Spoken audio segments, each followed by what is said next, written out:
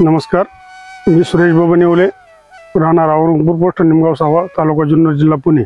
मी नांदेडला जात होतो वारंवार, म्हणजे 2-3 महिन्याला माझी चक्कर असायची। आणि त्यांचे मित्र आहेत आमचे पोलीस इन्स्पेक्टर, त्यांच्या घरी बाग आहे। ते मला वारंवार म्हणायचे तुम्ही पण लावा। आणि त्यांची स्वतःची नर्सरी पण आहे भावांची त्यांच्या, ते पण बोलले मला लावा। पाहत होतो त्यांचं मार्केटिंग, त्यांची विक्री, म्हणजे किती पैसे होते आणि कमी माणसांमध्ये फळबाग आपण पिकू शकतो, म्हणून हा निर्णय घेतला आणि म्हणून आम्ही लावली।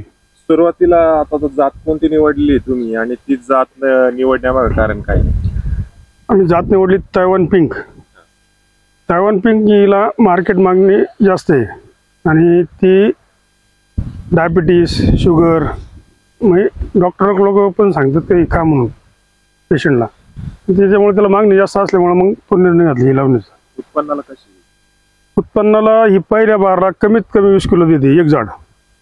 2 वर्षाचं झाड पूर्ण झाल्यानंतर 40 किलो एक झाड देतं आणि आपण लावले 1400 झाड, म्हणजे ते अंदाजे आपलं। आता हे क्षेत्र किती आहे आणि झाडं किती लागवड केली? आपलं क्षेत्र 74 गुंठे आहे, त्याच्यात आपण 1400 झाडं लावलेली आहेत, म्हणजे एकरी 800-900 झाड।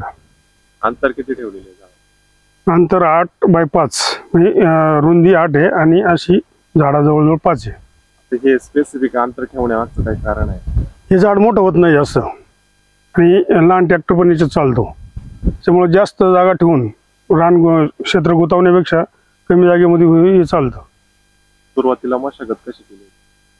मशागत ऊसाचं रान होतं, नांगरणी केली, रोटरनी केली, फन्नी केली, डायरेक्ट बेड पाडले आणि 1 फुटाचा खड्डा घेतला, त्याच्यात थोडं शेणखत भरलं, आपलं सेंद्रिय खत भरलं, कीटकनाशक टाकलं थोडं मुलांसाठी आणि भिजवणी केली, लावून दिलं।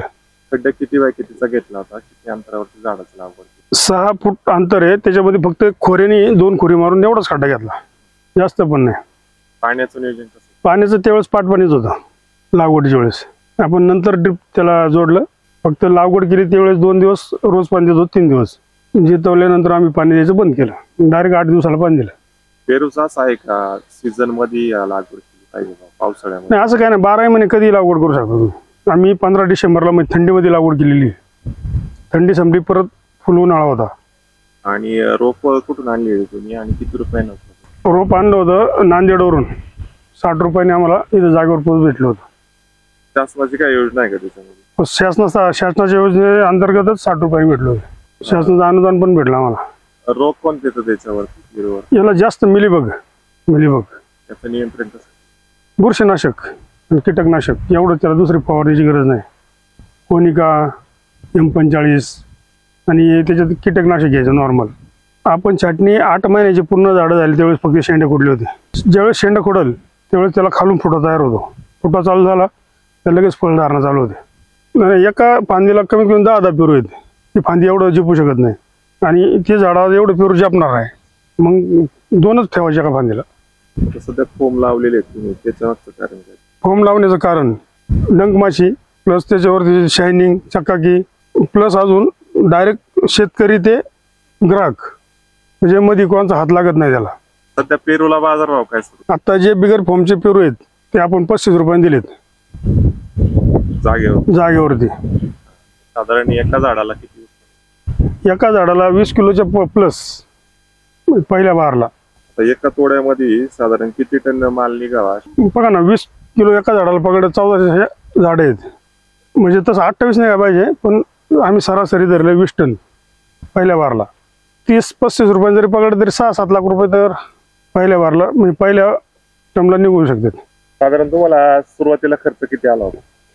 आम्हाला खर्च रोप, ड्रीप, शेणखत, रास खत, लागवड 2 ते 2.5 लाख रुपये गेले आम्हाला। सध्या विक्रीचं नियोजन कसं केलेलं आहे तुम्ही? विक्री व्यापारी पण येतात आणि मॉलवाले पण येतात। अजून आपला माल कमी निघतो त्याच्यामुळे मग मॉलवाल्यालाच देतो। ज्यावेळेस अजून 1-1.5 महिन्याने माल आपला भरपूर चालू आहे। तशी 14 महिन्यामधून 2 वेळेस तोडणी होती।